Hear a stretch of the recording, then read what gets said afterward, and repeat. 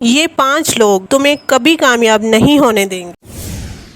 پچھلی قسط میں ہم نے حضرت امام جعفر صادق رحمۃ اللہ علیہ کی زندگی کا آغاز دیکھا تھا، اور آج ہم ان کے ایک ایسے سبق کو سنیں گے جو انسان کی سوچ بدل دیتا ہے۔ ایک مرتبہ آپ نے امام ابو حنیفہ رحمۃ اللہ علیہ سے سوال کیا کہ دانش مند کی کیا تعریف ہے؟ امام صاحب نے جواب دیا کہ جو بھلائی اور برائی میں امتیاز کر سکے۔ آپ نے کہا یہ امتیاز تو جانور بھی کر لیتے ہیں، کیونکہ جو ان کی خدمت کرتا ہے ان کو ایذا نہیں پہنچاتے، اور جو تکلیف دیتا ہے اس کو کاٹ کھاتے ہیں۔ امام ابو حنیفہ رحمۃ اللہ علیہ نے پوچھا کہ پھر آپ کے نزدیک دانش مندی کی کیا علامت ہے؟ جواب دیا کہ جو 2 بھلائیوں میں سے بہتر بھلائی کو اختیار کرے اور 2 برائیوں میں سے مصلحتاً کم برائی پر عمل کرے۔ کسی نے آپ سے عرض کیا کہ ظاہری و باطنی فضل و کمال کے باوجود آپ میں تکبر پایا جاتا ہے۔ آپ نے فرمایا متکبر تو نہیں ہوں، البتہ جب میں نے کبر کو ترک کر دیا تو میرے رب کی کبریائی نے مجھے گھیر لیا، اس لیے میں اپنے کبر پر نازا نہیں ہوں، بلکہ میں تو رب کی کبریائی پر فخر کرتا ہوں۔ کسی شخص کی دینار کی تھیلی گم ہو گئی تو اس نے آپ پر الزام لگاتے ہوئے کہا کہ میری تھیلی آپ ہی نے چرائی ہے۔ حضرت جعفر رحمۃ اللہ علیہ نے اس سے سوال کیا کہ اس میں کتنی رقم تھی؟ اس نے کہا 2000 دینار۔ چنانچہ گھر لے جا کر آپ نے اس کو 2000 دینار دیے، اور بعد میں جب اس کی کھوئی ہوئی تھیلی کسی دوسری جگہ سے مل گئی تو اس نے پورا واقعہ بیان کر کے معافی چاہتے ہوئے آپ سے رقم واپس لینے کی درخواست کی، لیکن آپ نے فرمایا ہم کسی کو دے کر واپس نہیں کرتے۔ پھر جب لوگوں سے اس کا آپ کا اسم گرامی معلوم ہوا تو اس نے بے حد ندامت کا اظہار کیا۔ فرمایا جو شخص یہ کہتا ہے کہ اللہ تعالیٰ کسی خاص شے پر موجود ہے یا کسی خاص شے سے قائم ہے تو وہ کافر ہے۔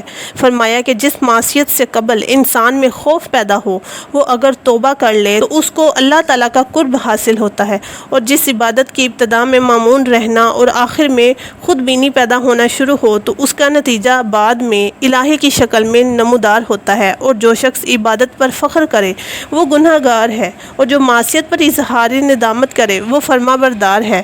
کسی نے آپ سے سوال کیا کہ صبر کرنے والے درویش اور شکر کرنے والے مالدار میں سے آپ کے نزدیک کون افضل ہے؟ آپ نے فرمایا کہ صبر کرنے والے درویش کو اس لیے فضیلت حاصل ہے کہ مالدار کو ہمہ اوقات اپنے مال کا تصور رہتا ہے، اور درویش کو صرف اللہ تعالیٰ کا خیال، جیسا کہ اللہ تعالیٰ کا قول ہے کہ توبہ کرنے والے ہی عبادت گزار ہیں۔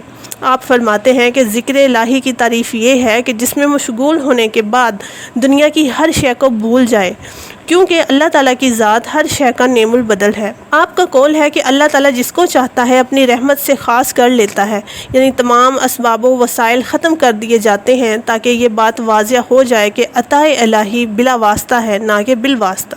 فرمایا مومن کی تعریف یہ ہے کہ جو اپنے مولا کی اطاعت میں ہمہ تن مشغول رہے۔ فرمایا کہ صاحب کرامت وہ ہے جو اپنی ذات کے لیے نفس کو سرکشی سے آمادہ با جنگ رہے، کیونکہ نفس سے جنگ کرنا اللہ تعالیٰ تک رسائی کا سبب ہوتا ہے۔ فرمایا کہ اوصاف مقبولیت میں سے ایک وصف الالہام ہے، جو لوگ دلائل سے الہام کو بے بنیاد قرار دیتے ہیں وہ بد دین ہے۔ فرمایا اللہ تعالیٰ اپنے بندے میں اس سے بھی زیادہ پوشیدہ ہے جتنا کہ رات کی تاریکی میں سیاہ پتھر پر چیونٹی رینگتی ہے۔ فرمایا کہ عشق الہی نہ تو اچھا ہے نہ برا۔ فرمایا کہ مجھ پر رموز حقیقت اس وقت منکشف ہوئے جب میں خود دیوانہ ہو گیا۔ نیک بختی کی علامت یہ ہے کہ عقل مند دشمن سے واسطہ پڑ جائے، اور آپ نے فرمایا کہ 5 لوگوں کی صحبت سے اجتناب کرنا چاہیے۔ اول جھوٹے سے، کیونکہ اس کی صحبت فریب میں مبتلا کر دیتی ہے۔ دوم بیوقوف سے، کیونکہ جس قدر وہ تمہاری منفعت چاہے گا اسی قدر نقصان پہنچائے گا۔ سوم کنجوس سے، کیونکہ اس کی صحبت سے بہترین وقت رائگاں ہو جاتا ہے۔ چہارم بزدل سے، کیونکہ یہ وقت پڑنے پر ساتھ چھوڑ دیتا ہے۔ پنجم فاسق سے، کیونکہ ایک نوالے کی طمع میں کنارہ کش ہو کر مصیبت میں مبتلا کر دیتا ہے۔ فرمایا کہ اللہ تعالیٰ نے دنیا ہی میں فردوس و جہنم کا نمونہ پیش کر دیا ہے، کیونکہ آسائش جنت ہے اور تکلیف جہنم، اور جنت کا صرف وہی حقدار ہے جو اپنے تمام امور اللہ تعالیٰ کے سپرد کر دے، اور دوزخ اس کا مقصد ہے جو اپنے امور نفس سرکش کے حوالے کر دے۔